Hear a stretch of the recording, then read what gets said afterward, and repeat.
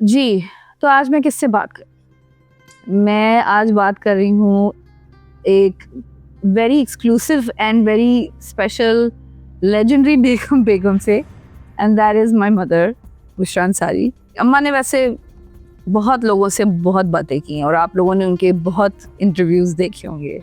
So I was very conscious of that and I try to talk to her about things more personal and more about her journey of self-discovery.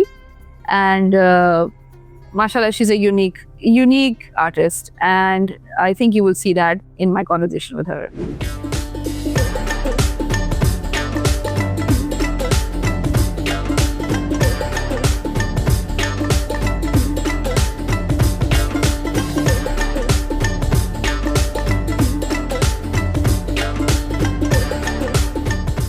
अच्छा, तो बात ये है कि आज हम लोग मेरी अम्मी से बात कर रहे हैं।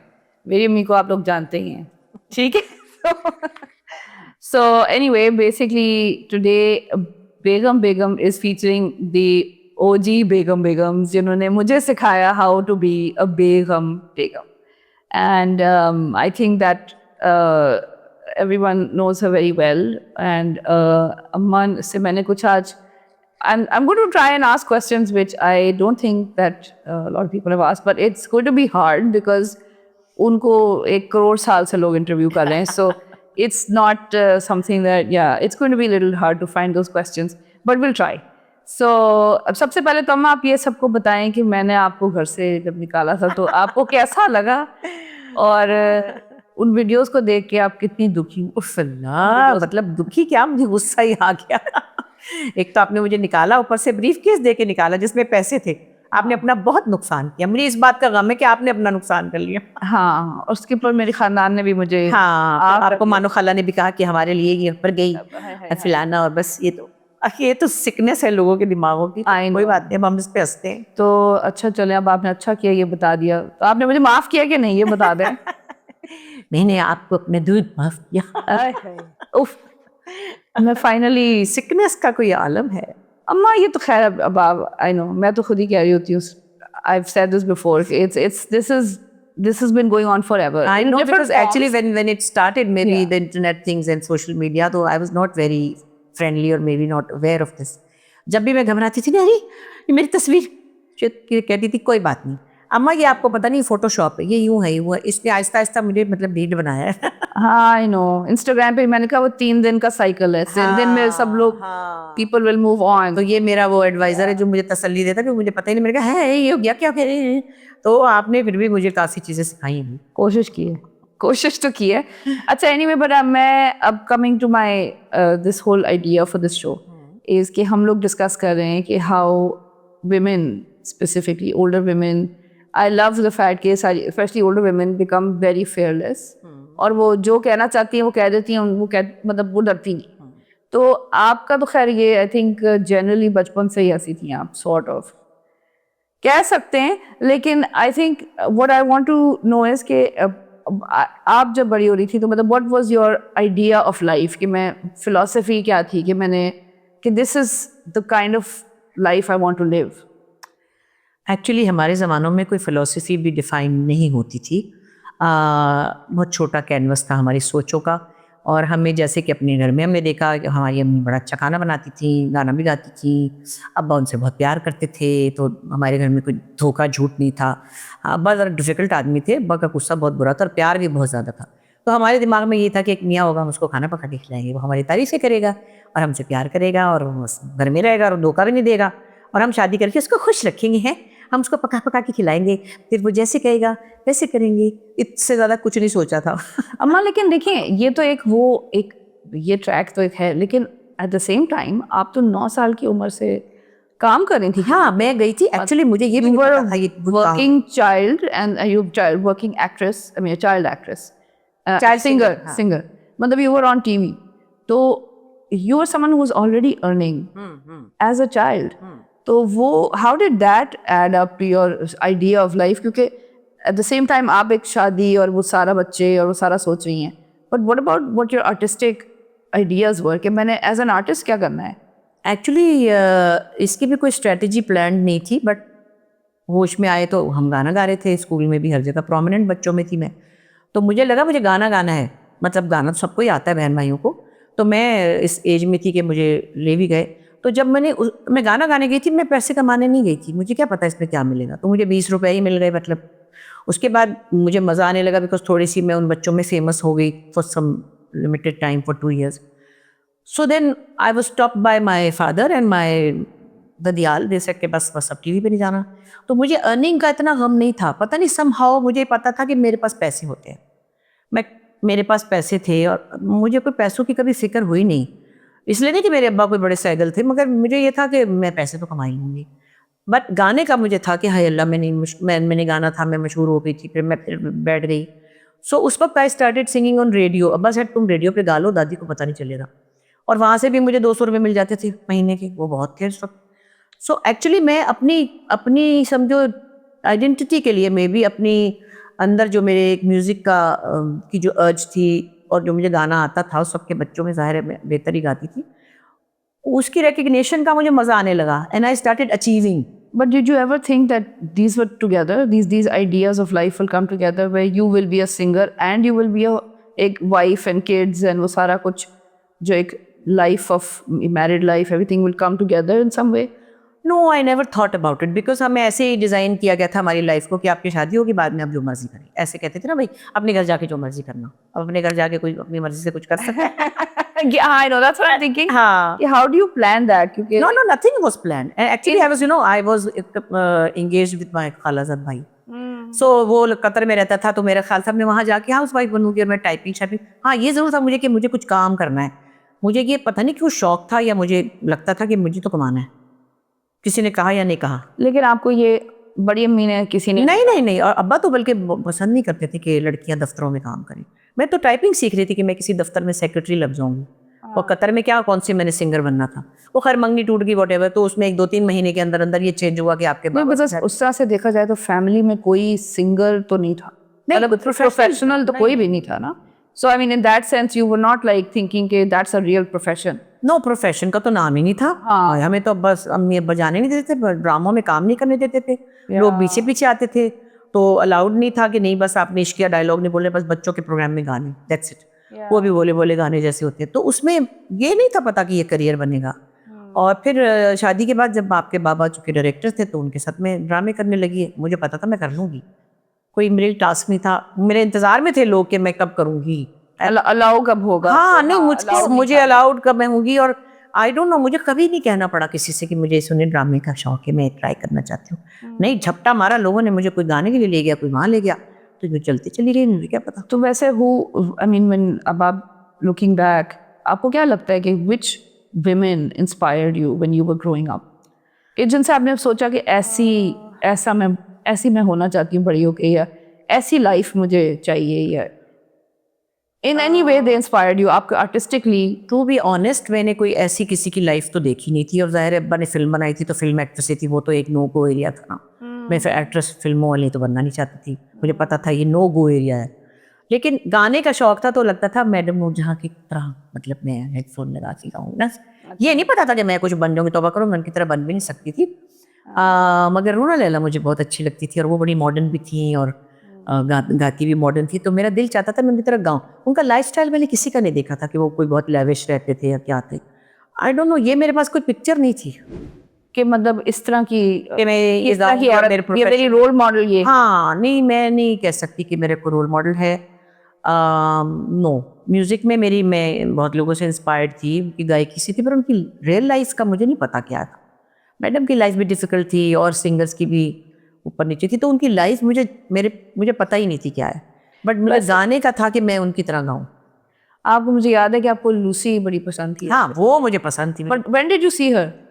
लूसी, वो जो I love Lucy, Lucy Ball Hollywood में, वो हमारे बचपन में एक रेगुलर, एक लैसी होता था जो एक डॉग होता था, एक लूसी शो था, एक फ्यूजिटिव था, तो ये हमारे बड़े बचपन के थे। लेकिन मुझे नॉर्मन विजडम की फिल्में बहुत अच्छी लगती थी, वहाँ लगती थी हमें बच्चों की फिल्में दिखाई जाती थी बाकायदा। जेरी लुइस की दिखाते थे, फिर लूसी तो टीवी पर ही आती थी। How did you get, like did you get inspired by the comedy? Yeah, somehow I can say that Lucille Ball's style, actually somehow I can say that it inspired me. वो एक बड़े मज़े की औरत थी जो कुछ भी कर लेती थी ना।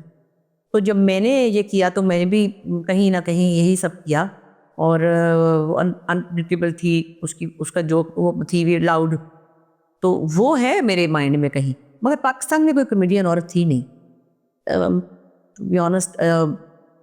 सब कॉन्टिनेंट में तो कॉमेडियन औरत का मजाक उड़ाते थे कि उसका रंग काला है, या वो मोटी है, या वो पतली है, या वो गिर गई है।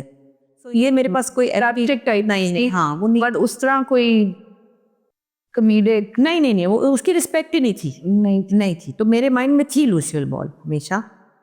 मगर फिर ज़ाहिर हम अपने लैंग्वेज में और अपने अंदाज में जो भी कर रहे थे वो फिर हाँ, I mean it was also a very new industry उस वक्त, एक न्यू पूरा show business, new drama, new television production, ये सब एक नया ही था ना फॉर्म। तो उसके अंदर बिल्कुल थिएटर में भी ऐसा कोई ज़्यादा नहीं, नहीं, कोई अब थी, लोग करते थे, लेकिन मैंने वो नहीं किया। एक तो और उस स्टाइल में आप आपके तरह का तो स्टाइल वही, मतलब आई थिंक मुझे सबसे सिमिलर लूसी लगती है, हाँ, मोर देन कोई पाकिस्तानी ऐसी कोई। कुछ हद तक कह सकते सच का पोता था ना, जिसमें सलीमा हाशमी इदारा थी, समीना थी, वो लोग कुछ बड़े मज़े की डिफरेंट सी चीज़ें करते थे, नवीद शहजाद थी। सो कुछ मेरे पास एक थोड़ा सा रेफरेंस कह सकते हैं कि वो था, कि ये भी औरतें, पढ़ी लिखी औरतें जो बहुत एक रेलिवेंट किस्म का ह्यूमर करती हैं और बहुत ही इंटेलिजेंट ह्यूमर इन अ वे। हाँ, इट वाज नॉट रेलिवेंट भी होती थी ना करंट अफेयर से, हालात से। ये नहीं था कि पुराने ज़माने में कोई मसला था उस पर लोग हंसते थे। तो अब ये वो मेरे पास कोई रेफरेंस था एक। हाँ, that's true. हाँ। That's true. So what I was thinking was कि for someone who's been on TV since they were 9 years old, do you remember not being famous? Not really, because I was famous in school when I was 7 years old. Exactly. Yeah. मैं हर जगह खड़ी हो जाती थी। पहली दफ़ा नात गाने खड़ी हो गई, फिर मैं डांस भी खड़ी होती थी स्टेज मतलब सबको पता होता था कि ये एक शैतान ये बच्चा कुछ है। घर में नकली भी उतार रहा होता था, छलांगे भी मारता था और डांटे भी खाता था। अटेंशन अटेंशन मिलनी थी नहीं, और attention गारंटी चाहिए थी, अटेंशन गारंटी। हाँ, और अटेंशन चाहिए भी थी एक्चुअली। 2 बहनें बड़ी थी, 5 साल ऊपर, 2 बहन भाई नीचे थे, 5 मिडिल चाइल्ड सिंड्रोम जो कहते हैं। पंजाबी में कहते हैं उसको, रेलू कट्टा। और कोई मुंह नहीं लगाता था। तो ऐसा बच्चा जो है वो 8-9 साल की उम्र में फिर कुछ ना कुछ करता ही है। तो इंटेंशनली और मे बी अनइंटेंशनली कुछ अटेंशन में मिलती थी मुझे, हरकतें ऐसी शरारतें थी मेरी। हाँ, वैसे लेकिन आपको लगता है कि आपकी फेम चेंज हुई है ओवर द इयर्स? हाँ, द वे मतलब what do you think, how would you describe it? Change हुई है, बिकॉज शुरू में तो जैसे मैंने कहा कि मैं चाइल्ड आर्टिस्ट थी, और फिर मैं काफ़ी उस वक्त मतलब बच्चों में बड़ी प्रोमिनेंट थी। मुझे टिकट दे के बुलाते थे कराची वाले और पिंडी वाले, और लाइव होता था तो मैं लाइव गाती थी। उसके बाद बीच में थोड़ा ब्रेक आया, तो फिर जब मैंने कलिया में किया तो I think that whole process was like a training for me. What I'm trying to learn in this little show of mine is कि what lessons every woman has learned in life with time. और आपको, I mean, considering कि आप you're always been in front of the camera for almost all your life, तो how does aging, what does it feel like to grow old in front of the camera like that? Like how do you look at age? Actually, I don't mind getting old, because I've grown in front of people. Every stage of my life is so, I mean, declared sort of, कि मुझे उसका कोई मसला नहीं है, मुझे कोई इससे परेशानी नहीं होती। और मुझे ये भी अच्छा लगता है मतलब कि मेरे पास हर एज ग्रुप के फैंस हैं। सो मैं बच्चों के लिए या बुज़ुर्गों के लिए या मेरी एज के लोगों के लिए भी, सो मुझे कोई प्रॉब्लम नहीं होती है, क्योंकि मैं वैसे भी लोगों के सामने हमेशा से हूँ, और एक प्रोसेस है जिससे गुजरना है, उसमें इतना कुछ गेन किया होता है। So I feel very strong when I think about it, कि मैंने इतने सालों में क्या कुछ कर लिया है, या मुझसे क्या कुछ अल्लाह ताला ने करवाया है, या लोगों ने कितना ही मुझे प्यार किया है, कि अब तक समझो ऑलमोस्ट, अगर आप मैं बचपन का टाइम भी अपना लगाऊं तो 4 ईयर्स हो गए हैं। मतलब ऑलमोस्ट 50 ईयर्स तो होने वाले हैं। जब मैंने कलिया में काम किया था 76 में, अगले साल 50 ईयर्स हो जाएंगे। हाँ, 2026 में तो 50 साल हो जाएंगे ना। हाँ अम्मा, लेकिन आपने तो 9 ईयर्स पे नहीं, लेकिन वो मैं कह रही हूँ, अगर उसको ना मिलाएं तो मैं ये जो बिल्कुल कांस्टेंट है ना, ये 50 कंटिन्यूअस। लेकिन उससे पहले कुछ 5 साल का गैप देके अगर मैं वो भी शामिल करूँ 2 साल, तो 52 ईयर्स होते हैं। मुफ्ती 253 ईयर्स होते हैं मेरी ऑल टुगेदर। बीच का चूंकि गैप आ गया था तो कुछ लोगों को नहीं भी याद रहा, मेरे साथ के जो हैं वो तो मर ही गए होंगे ऐसे। बट मुझे अच्छा लगता है कि मैं मुड़ के देखूँ तो मैंने बहुत सारा काम किया, रेडियो होस्टिंग भी किया है, रेडियो पे क्लासिकल भी। बट अम्मा ये तो सी देयर टू थिंग्स एस्पेक्ट्स, एक है कि your career, growing in your career is different than growing as a woman. So how would you think about, how do you connect these two things के age, just as a woman, the life जो आपने जी है other than your career, the way that you have learned, the way that you have grown, the things that you've learned, and उसको when you look back growing old, I think वो एक आपका एक strength ही होती है एक तरह की, जो एक्सपीरियंसेस आपने देखे हैं अच्छे बुरे, काफ़ी चीज़ें मुश्किल भी थी, अपनी शादी भी हार्ड थी, उसको मैनेज करना, फिर कुछ चीज़ आप मुड़ के देखती है तो आपको लगता है कि towards your family, your kids, आपने कुछ ज़्यादा मिस आउट नहीं किया। बिकॉज मेरा ख्याल यही है कि मैंने आप लोगों के लिए जो भी टाइम चाहिए था वो मैंने मैक्सिमम दिया है, और बल्कि मैं उस वक्त का अगर काउंट करूँ तो मेरा प्रोफेशनल टाइम कम था और ज़्यादा टाइम आप लोगों का था। हाँ उस वक्त तो यंग जब हम हाँ, जब आप लोग छोटे थे, तो मुझे लगता है कि मैंने कोई कमी नहीं छोड़ी थी अपनी तरफ से, जो भी मेरी ड्यूटी थी मेरे काम के हवाले से या मेरे घर के हवाले से, मैंने खाना भी पकाया जो भी किया, और आप लोगों की ड्यूटी भी थी, तो मुझे लगता है मैंने एक अच्छी मजबूत ज़िंदगी गुजारी है in spite of many difficulties. So I feel good about this, और मुझे लगता है कि मैंने कुछ करके ये उम्र कमाई है। सो जब कोई कहता है ना कि हाँ इनकी इतनी उम्र है थी, तो मैं कहती हूँ इस उम्र तक एक्टिव रह के दिखाएं, और एक सारे काम जो एक हाउस वाइफ भी करती है, एक माँ भी करती है और एक आर्टिस्ट भी करती है, सबका कॉम्बिनेशन इसको मैनेज करना एग्जैक्टली थोड़ा सा, बहुत सारे लोग और भी, ये नहीं कि मैं अकेली हूँ दुनिया में, लेकिन है ऐसा कि इसको मैनेज करना एक काम है। सो आई थिंक मुझे अच्छा फील होता है कि I mean because uniquely women के पास जो ये बैलेंस क्रिएट करना एक, it's hard to, I mean खैर men usually don't have the kind of pressure जो औरत पे है in terms of balancing career and other life, motherhood, all those things. तो उस point of view से फिर उसमें ये भी है ना कि जो लोग शो बिजनेस में हैं, लोग समझते हैं कि अपने बच्चों को टाइम नहीं देते होंगे, अपने रातों को देर तक। आई नो, हमें बचपन में लोग कहते थे आपकी अम्मी तो घर में ही नहीं होती होगी, हर वक्त शूट पे होती होंगी। मैंने कहा नहीं, वो तो कई साल में 2 दफ़ा शूट पे जाती है। नहीं, ये कहती थी कि वो हमें सुलाती भी वो हैं और हमें सुबह स्कूल के लिए भी वो उठाती हैं। आपको सुला के मैं शोज़ पे चली जाती थी और आके मैं जो भी मेरी ड्यूटी जैसे सब माएँ करती हैं, लेकिन ये कि उस पर ख्याल लोगों का यही होता है कि हाँ आप तो देर में उठती होगी, सॉरी आपको जल्दी तो नहीं जगा दिया, ये नहीं पता नहीं 6:30 बजे की उठी हुई है बच्चों के साथ। सो वो प्रेशर भी होता है। और फिर एक चीज़ और भी होती है कि आप हाउस वाइफ होते हैं और एक नॉर्मल शादी में चल रहे होते हैं, तो उसमें जो घर वाले भी होते हैं, बच्चों की बात नहीं करी, उनको भी होता है कि ये शो बिजनेस में ज़्यादा बिगड़ना, जब वो बहुत ग्राउंडेड रखते हैं आपको, जैसे हस्बैंड होते हैं। तो उसमें किसी ने घर में मुझे कोई सेलिब्रिटी नहीं बनने दिया कि मैं कोई प्रिविलेज लूँ कि आज मैं पका नहीं रही हूँ तो आज बाजार से मंगा लें, हमारे घर कभी बाजार से खाना नहीं आया, या मुलाजिम है तो भी या नहीं है तो भी, मैं आई वॉज द कुक।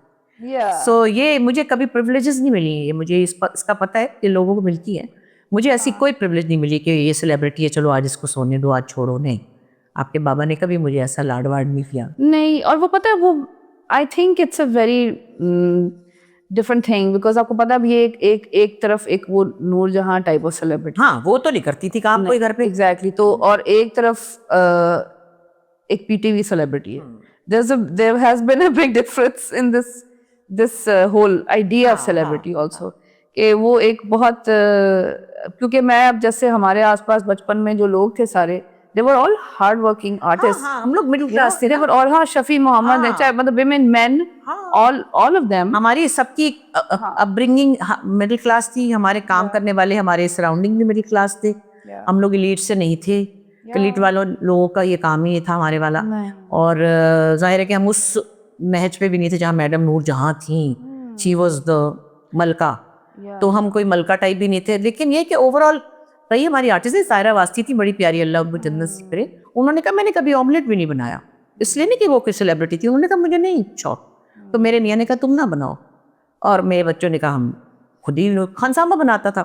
सो ये भी है कि मेरे पास कुक भी लड़कियां थी, लेकिन कुक मैं खुद करती थी, आपको याद होगा। हाँ। तो उसमें बहुत सारी चीज़ें जो थी वो मुझे लगा कि मुझे ग्राउंडेड उसने रखा, और मेरे लिए अच्छा ही हुआ कि मेरे अंदर कोई वो चीज़ें नहीं आई कि मैं कोई बड़ी सेलिब्रिटी हूँ तो मैं ज़रा यूँ करूँ करूँ। मैं बहुत नॉर्मल ह्यूमन बीइंग, नॉर्मल माँ की तरह बस्ता उठाया हुआ आप लोगों का, हाँ आप लोगों को खाना खिलाती फिरती थी, तो वो मुझे ठीक रहा, I was comfortable. yeah no it was a very different time also. हाँ The whole idea of celebrity has changed a lot हाँ in the last 10 years I'd say. हाँ। More than मतलब the whole idea वही जो from influencers to हाँ, YouTubers, अब तो खैर अब तो the whole idea of entertainment has changed so much. I know, अब तो बच्चों के पास मैनेजर्स हैं, हाँ अब तो बच्चों के पास आपके पास तो अभी तक नहीं, मैनेजर कहता भी हो कि मुझे समझ ही नहीं आती, हमारे पास नहीं है ना, बहरोज के पास है ना, रुबीना अशरफ के पास है ना, सबा के पास है ना, मेरे पास है ना, समीना अहमद। तो हम काम भी कर रहे हैं पर हमें आता नहीं किसी असिस्टेंट को साथ में लेके चलना। वो हमें वो टीचर नहीं चाहिए, हमें वो टीचर नहीं चाहिए, हमें हमारी आदत changed ना, the industry has उसकी एक बड़ी अच्छी बात एक दिन आयशा उमर ने की, मैंने कहा तुमने अपने साथ बेटा ये लगाया हुआ है, एक बंदा वो लाहौर से आ रहा था, पूछ रही थी कहाँ हो कैसे, मैं कितनी मुसीबत क्या आ रही है, कह लगी आपा आप लोगों के टाइम और थे, आप लोग सेलिब्रिटीज थे तो लोग आपकी इज्जत बहुत करते थे, पीटीवी के लोगों की ना, रिस्पेक्ट एलिमेंट था।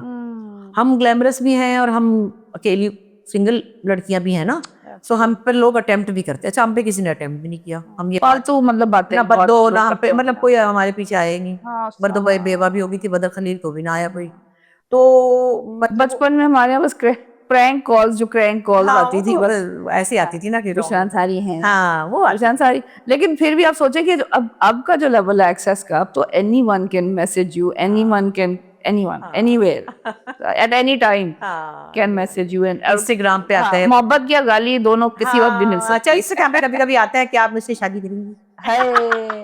है ना, अभी तो रिश्ता आ जाता है सब, क्या करो एटलीस्ट हाँ आपको आपका तो आया भी नहीं, आपका तो मुझे चाहिए ही नहीं नहीं भाई, शुक्रिया, thank you so much, please कोई ना भेजो। या सो मैं खैर यार, coming to the fact that since you been working for so long, आप वही कह रही हैं कि आपने पैसे को कभी उस तरह स्टडी नहीं किया, एम नहीं बनाया, गोल नहीं बनाया चीज़ों का कि मैंने बस पैसों के लिए काम करना है। I know that for a fact, ये वो तो अल्लाह की तरफ से काम ही खुद ही काम ही बनता गया, और काम के थ्रू वो एक बाय प्रोडक्ट होती गई माशाल्लाह अल्लाह की तरफ से।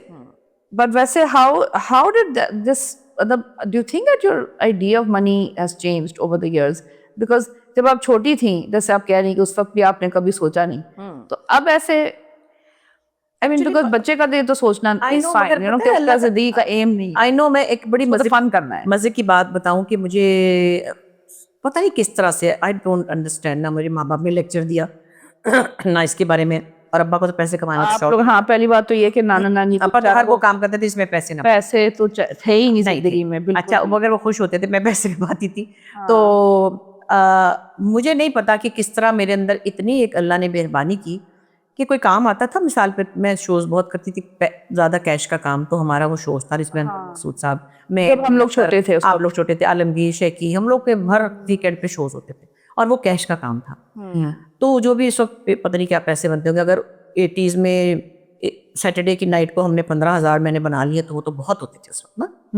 तो एनीवे, तो उस वक्त क्या होता था कि जैसे शोज आते थे, अच्छा भी शो है, फलाना है, ये है वो है, अब मैं कहती थी ठीक है इतने पैसे होंगे, फलाना जगह होगा, जो अगर वो कैंसिल हो गए मुझे कोई दुख नहीं होता था, मुझे पता नहीं क्या पता था, मैंने कहती थी हाय वो 10,000 चले गए, मैं कहती थी कुछ ना कुछ अल्लाह की मेहरबानी होगी तो बेहतरी होगी, और कुछ उससे बेहतर आ जाता था। ये उधर से सब चल रहा था, और मेरे पास ये बड़ी तसल्ली थी, कुछ कैंसिल हो जाता था तो मुझे ज़रा अभी तक भी होता है, कभी कभी लोग कहते हैं वो हमने आपसे कहा था ना, फला, मैं कहा है अच्छा आपने एक हफ्ता फ़ोन नहीं किया, मैं समझी कैंसिल हो गया, तो मैं बिल्कुल वो नहीं होती हूँ कि तड़प जाऊँ कि हाय अल्लाह उसने फ़ोन नहीं किया, फलाने ने, पता नहीं क्या हो गया, नहीं करती मैं।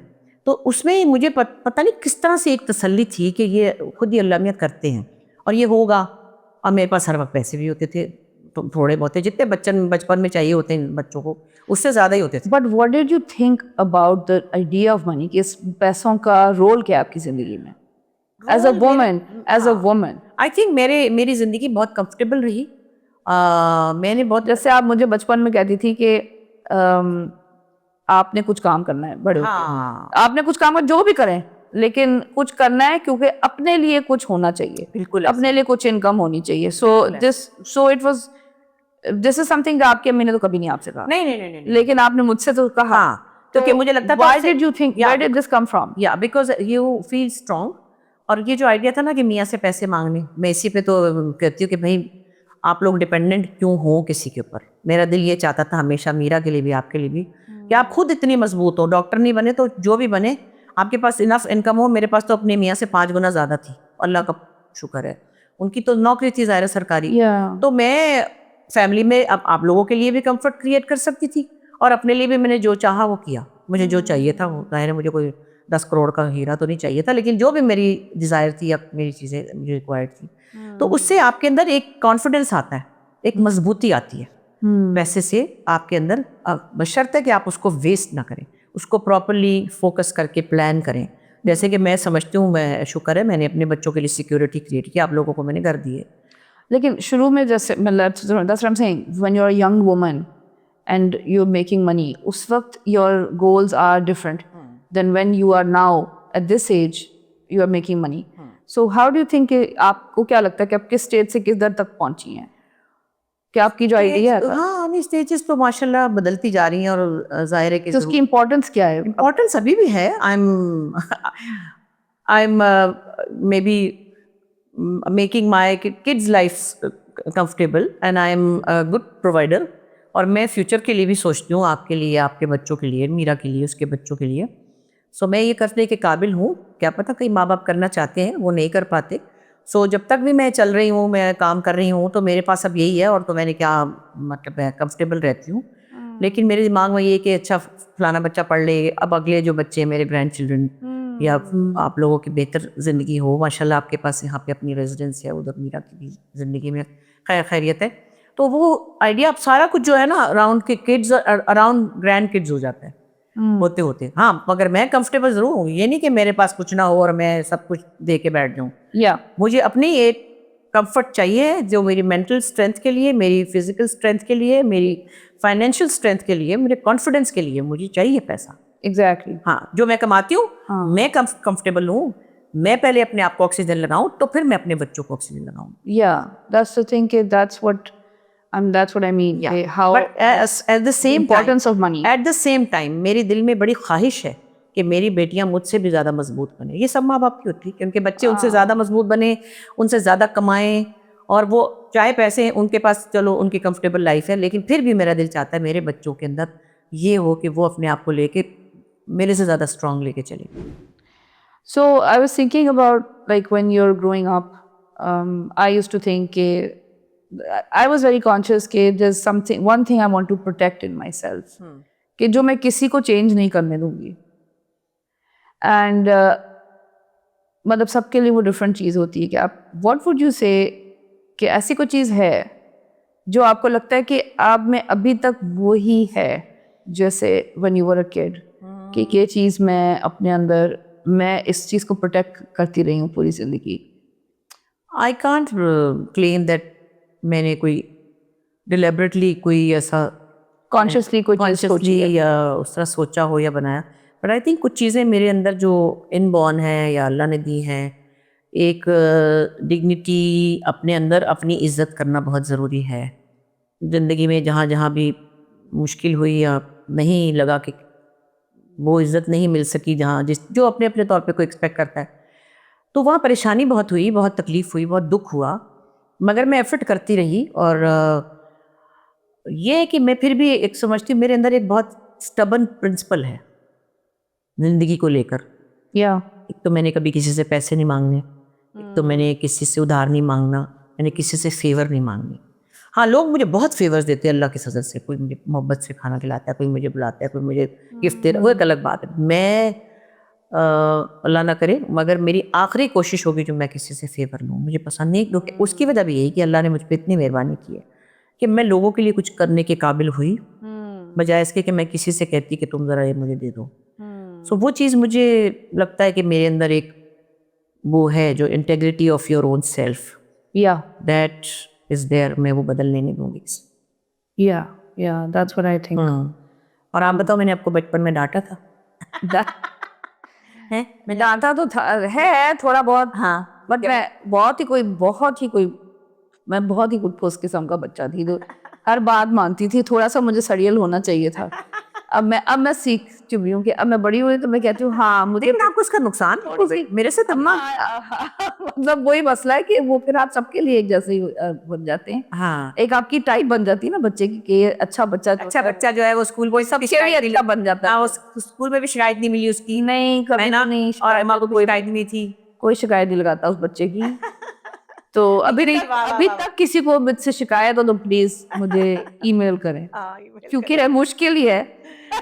लेकिन ये कि या it's very hard actually you know आपको दैट्स नॉट ग्रेट। नो नहीं इट्स नॉट बैड। अगर लोग आपको अच्छा समझे, मोहब्बत करें, आपकी तारीफ करें तो अच्छी बात है। ये क्या उसमें आपका नुकसान क्या हुआ मुझे पहले बताओ। अम्मा इस पे मैं अब इसके लिए अलग शो वो एक अलग शो होगा ना, वो ठीक है। देखो आपको फ्रैंकली बताऊं, किसी के मियाँ अप्रिशिएट नहीं करते। मैंने भी बहुत अच्छा किया होगा, मगर हर किसी को अच्छा इंसान नहीं चाहिए होता। शायद किसी को बहुत अच्छा इंसान नहीं चाहिए, शायद। बस यही मैंने समझा हुआ है कि बहुत अच्छी थी, मैं बड़ी अच्छी हूँ, अपने आप को बड़ा अच्छा समझती हूँ, किसी को नहीं चाहिए थी मैं। नहीं वो सिर्फ ये एक जनरल बात है, मतलब it's not just but yeah it call sometimes आप बहुत ही naive, sometimes I felt very naive that you know I'm being because I keep imagining that everybody is going to be this simple and you know going to keep it that simple, like you know things are not that simple. Anyway खैर ये अलग नहीं नहीं, I think there's one thing I can say about myself because sometimes मैं भी कहती हूँ कि अच्छा जिंदगी में दुनिया में इधर उधर लोग धोखा देते हैं, झूठ बोलते हैं, बहुत सारे लोग हैं ना, मगर I want to trust them again and again। मुझे भरोसा बहुत पसंद है। हाँ भरोसे का फायदा है, इसी तरह नाइव होने का भी फायदा है। कई चीजें मैं तो कैसे देखिए अल्लाह मेरे को पता है, हाँ अल्लाह मियां को तो पता ही है। अल्लाह मेरे को पता है कि बस शायद हम दुनिया के लिए बेवकूफ लोग हों, हाँ, ठीक है, मेरे को पता हाँ, सही है कि ये लोग बिल्कुल ठीक है। ठीक है, ये मगर लोग मुझे तो कोई दिल नुकसान के नहीं हुआ अच्छे अगर मुझे हैं। कोई बहुत अच्छा समझ रहा है या मैंने किसी के लिए अच्छा किया है या मैंने आई मतलब अगर तो आई डोंट, मेरा कोई नुकसान नहीं है। जिसने मुझे खोया उसका नुकसान है। That's true. That is true. जिसने आपको खोया उसका नुकसान है। ये बात भी सही ठीक है। और हम तो ये खोए, हमें अब ये तो समझ आ रही है, बड़े सालों बाद हाँ ये बात समझ आई कि और हम लोग खोए वाले मलाई वाले। तो या बेगम्स की बात हो रही थी, तो मैं ये कहना चाह रही थी कि अपना इसमें ये बात हो रही थी कि बेगम, मैंने पहले बात ये की थी कि मुझे I have learn a lot about how to be a begum, how to live my life and just focus on my happiness. माशाल्लाह लुकिंग एट आप लोगों को देख के, आपको और मानो खाला, पप्पो खाला, नीलम खाला, बड़ी अम्मी, वाइट नानी अम्मा, हमारी सारी the women of the family माशाल्लाह have been without you know preaching anything हमें सिखाती रही हैं अपने तरीके से कि भाई life is you know life is beautiful, keep looking at it that way, it's okay, things happen। तो हंसते रहें, कोई बात नहीं, टीवी देखें, मूवीज देखें, हंसें खाएं, उसमें अपनी ग्रोथ भी होती रही कहीं ना कहीं। हाँ मतलब जिंदगी तो चलती रहेगी। तो आई थिंक मैं ये आपसे पूछ रही थी कि व्हाट डू यू थिंक कि women should worry less about?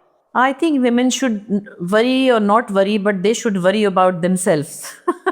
अपनी स्ट्रेंथ पे, अपने आप पे बहुत काम करें। एक जो पहले एक मिथ थी ना कि जी मियाँ के लिए या भाई के लिए या बाप के लिए या बेटे के लिए आप स्पेशल ट्रीटमेंट दें और खुद पीछे पीछे रहें। हमारे घरों में तो नहीं था, मगर ओवरऑल एक जनरल सोसाइटी का बिहेवियर है ना। तो औरत का पूरा पूरा इसमें कंट्रीब्यूशन होता है किसी भी घराने में, ख़ानदान में। उसको अपने लिए भी जीना चाहिए, सबसे प्यार करे लेकिन अपने आप से भी करे। सो आई थिंक ये बहुत ज़रूरी है। हाँ वरी तो खैर एक नेचुरल बात है। मैं कहती हूँ ना, हुसैन साहब कहते हैं कि mother instinct is an animal instinct. बच्चों के लिए वरी होती है, चाहे वो दूर हो, करीब हो, कोई मसला हो, कुछ हो, उनकी लेकिन तो कौन सी चीज़ है ऐसी जिसके बारे में कम परेशान होना चाहिए? आई थिंक जो औरतें अपने सर पे सवार रखती हैं, जो नहीं रखना चाहिए। हाँ, खावंद पे शक ना करें, जाने दें शक ना करें। हाँ, है ना, क्योंकि पीछे जाए मुसीबत अपने अल्सर करा लेती हैं। भाई अगर आपको थोड़ा सा खटका है ना, उसको कहें भाई चलो अपने घर। अच्छा ये भी मैं नहीं कह रही कि सबके पास फाइनेंशियल प्रॉब्लम भी होता है। हाँ हर कोई नहीं मगा इतना आसान नहीं होता। आई नो, मगर ये बात है कि अगर एक आदमी समबडी मे बी औरत या आदमी अगर आपके साथ सिंसियर नहीं है तो वो यूनिट तो टूट चुका है, एक्चुअली अंदर से टूट चुका है। और आपने उसको झूठ मूठ बनाया हुआ है, मैनेज कर रहे हैं। सो अगर पॉसिबल हो तो उस यूनिट से निकल जाए। और इतनी बड़ी कोई बात नहीं होती। अच्छा मैं इसलिए नहीं कह रही कि मैंने कोई बड़ा प्लान बनाया था मेरी दूसरी शादी होगी, ज़रा भी नहीं था। मुझे आदमी तो चाहिए ही नहीं था कोई भी। मैं सोचती थी, जब मैं आप लोगों को लेके 2-3 दफा पहले भी फैसले करने लगी थी, तो मैं आप लोगों को लेके ये नहीं सोचती थी कि मुझे कोई, मैं कहती थी मैं खुद काम नहीं, वो अगली शादी का प्लानिंग नहीं थी ना। It was not about no that. No no, it was मुझे नॉट कोई कि जरूरत अब नहीं कोई थी, मुझे और लेकिन मुझे आइडिया ये था कि चाहिए। मेरे बच्चे मेरी प्रायोरिटी थे। जाहिर है जब आप लोग छोटे थे मैं इस तरह सोचती थी कि भाग जाऊं आपको लेके। But the thing is, this whole thing was based on the fact that you were a financially independent yes, woman. या that is the goal. That changes actually everything. आप जब स्ट्रांग होते हैं, इसका मतलब ये भी ना निकाले कि जब आप स्ट्रांग होंगे अपने बच्चे लेके घर से भाग जाए। Yeah. आपके पास एक फैसला करने की स्ट्रेंथ आ जाती है कि हाँ, ये आटा रोटी के मसले तो नहीं रहेंगे, अच्छा ये तो हो गए। इमोशनली मैंने क्या करना है, इमोशनली आपका दिल टूट चुका है, एक बंदे ने आपको ठोकर मार दी है जो भी किसी तरह, तो फिर आप तीसरी जगह पे आते हैं कि लोग क्या कहेंगे, फिर आप लोग क्या कहे से आपको डील करना है। और कुछ नहीं होता, जो लोग आपके घर में खर्चा देने नहीं आते हैं, ना लोग आपकी बच्चों को संभालते हैं, बाद में वही लोग कहते हैं मुसीबत हमारे गले पड़ गई। सो आपको ये 2-3 चीज़ें हैं उन पे काम करना, लेकिन सबसे पहले अपने आप को फाइनेंशियली स्ट्रॉन्ग करना चाहिए, Yeah. ताकि आपको ये ना हो कि ये आदमी पैसे नहीं देगा तो हम भूखे मर जाएंगे। बहुत ही ये बकवास बात है। कुछ भी करें, सिलाई की मशीन लेके बैठ जाएं जो घर में बैठी है लड़कियां, Yeah. मुर्गी आ जाएगी शाम को उससे। नहीं, सिर्फ जैसे obviously so many women become teachers. There's so, I mean, it's there difficult है are, लेकिन नामुमकिन नहीं है। हाँ, it's not impossible, लेकिन अल्लाह मियाँ बस yeah. तो इसलिए अपनी एक ही जिंदगी है, उसको तबाह ना करें। जो मैं 36 साल बाद कह रही हूँ, मतलब मेरी शादी 36 साल चली, वो जो भी हालात थे, मगर मेरा फाइनेंशियल प्रॉब्लम नहीं था, मैं इमोशनली ही कमजोर थी, शायद ऐसा था। Actually, बात वही है कि most all women want to, you know, keep the family unit. जितना वो try कर सकती हैं, but there has to be a point where you can say, okay, I think I've done everything. हाँ, हर तरह की चीज हो जाती है, फिर वो ब्रीदिंग नहीं हो रही होती है तो आप कहते हैं मैं सांस ले लूँ, तो ठीक है। तो इतनी कोई दुनिया की आखिरी बात नहीं है, और बहुत सारी औरतें हैं जो अलग रहती हैं, अकेली रहती हैं, मगर फिर पहली और आखिरी बात वो है कि अपने आप को फाइनेंशियली इंडिपेंडेंट करें। मैं ये नहीं कहती कि सब कोई MA पास ही हैं, जो घर में बैठी वो सिलाई मशीन चला सकती है, वो वैक्सिंग सीख सकती है, आईब्रो सीख सकती है, तो 500-1000 तो रोज़ की कमाई सकती हैं। मतलब वो ये कि अपनी इंटेग्रिटी, अपनी सेल्फ और एस्टीम, आप बच्चों को मजबूत नजर आते हैं तो बच्चे भी इज्जत करते हैं, वरना टूटी हुई दीवार का सहारा बच्चे नहीं लेते। That's true, that's true. बच्चे ना भी हों तब भी, हाँ, मतलब भी बच्चे ना हो तो फिर बिल्कुल ही अपने आप को देखें आराम से, कोई मुसीबत नहीं आ रही कि फिर कमा के भी खिलाएं और दूसरे आदमी के जूते भी खाएं, या तो आप रोज कोनों में छुप छुप के रोएं, या भाइयों के घर में घुस के मजबूरी से रहें, बहुत सारी चीजें। तो फाइनेंशियली इंडिपेंडेंस बहुत जरूरी है। how does she get that sense? How does she develop that focus on, you know, how to find her happiness, how to find her sense of success? What do you think? उसके लिए बड़ा बड़ा positive attitude होना चाहिए। अब जो भी मेरी लाइफ में प्रॉब्लम्स आए या स्ट्रगल आई, उसमें अचीव भी बहुत कुछ किया, and together we were a good team, we work together. ये बाबा ने, आपको क्या लगता है कि बड़ी अम्मी और बड़ी वाइट पर नानी से आपने क्या सीखा? बड़ी अम्मी से पॉजिटिविटी बहुत सीखी। अरे हाँ, अम्मी बहुत अम्मी की तबीयत में बड़ा मज़े की चीज़ें थी। हालात कैसे भी हों, अब्बा was a difficult person, even though he was a very sincere husband, बहुत लविंग थे, लेकिन अब्बा का गुस्सा बहुत बुरा था, और अब्बा बड़े मुश्किल फैसले कर लेते थे, जिसमें बेकारी भी होती थी, नौकरी चली जाती थी, और वो बड़े अपनी ही उनकी ज़िंदगी का एक वो था चलन, जिसमें कि वो कॉमरेड थे, और वो जाहिर है कि अपनी आइडियोलॉजी के साथ। हाँ, लेकिन अम्मी ने कभी रो रो के नहीं दिखाया, मैंने देखा अम्मी उसी में गुजारा कर लेती थी। अम्मी स्टाइलिश साड़ियाँ पहनती थी, अम्मी रिक्शा में बैठ के बोरी बाजार चली जाती थी, अम्मी फन कर लेती थी, अम्मी खाना पकाती थी, एम्ब्रॉयडरी करती थी, तानपुरा बजा के गाती थी। तो अम्मी में तो इतने सारे रंग थे ना कि वो अम्मी इनहेरिट भी कुछ किया है, अस्मा भी, मानो भी, खाला भी करती है। तो अम्मी बड़ी पॉजिटिव खातून थी। क्योंकि बड़ी अम्मी हमारी जो नानी है वो कोई बिल्कुल भी प्रीची पर्सन नहीं, कभी बैठ के बेटा लाओ मैं तुम्हें सिखाऊं, सुनाऊं तुम्हें स्टोरी, कि ऐसे बनना है, जिंदगी ऐसे चलानी, वो ऐसे कोई आइडियाज नहीं थे। वो सिर्फ अब बाय हर बिहेवियर कि चलो जी ये गाना सुनते हैं, चलो आपके साथ चली जाती कोरी गार्डन रिक्शा में, हम लोग रिक्शे में इतवार बाजार करते थे, हम इतवार बाजार चले गए, you know, till she could do it. We always had fun, उनके साथ फन का बहुत था। अच्छा, हमारी नानी जो है वो इतनी एंटरटेनिंग नहीं थी। हमारी नानी हमें प्यार बहुत करती थी, लेकिन वो खाना पकाया बस, उसके बाद सफाई पसंद बहुत थी, बिस्तर का झाड़ू अलग था, जमीन का अलग था। तो वो फिर अम्मी उनके साथ और तरह का था, लेकिन वो ना म्यूजिक का पता था ना कुछ, तो नाना म्यूजिक से बहुत उनको बाजा बजा के गाना आता था। तो नानी ऐसे देखा जाए तो प्यारी हसीन बहुत थी, बड़ी बोर थी। अच्छा, वैसे मैं समझी थी उनको फिल्म देखने का तो कि देख लेती थी, वो तो थी, मगर वो जैसे हमारी आपकी नानी थी ना, मजेदार, चल ऐसे चलिए अब ये खाएं, सलाह करें। वो अम्मी आप लोगों के साथ जैसे गुड़िया से आप लोगों से अंबर वगैरह से देखती, तो अम्मी फ्रेंडली बहुत थी ना। हमारी नानी बहुत प्यार करती थी, हम 2-2 महीने जाके रहते थे, लेकिन सख्त थी, थोड़ा सा डांट भी देती थी, की हो रहा है कि थे रख क्या है तरह, थोड़ा सा। तो उस तरह की ना म्यूजिक का उनको इतना पता था। तो हमें हमारी अम्मी से बहुत सारे रंग मिले हैं।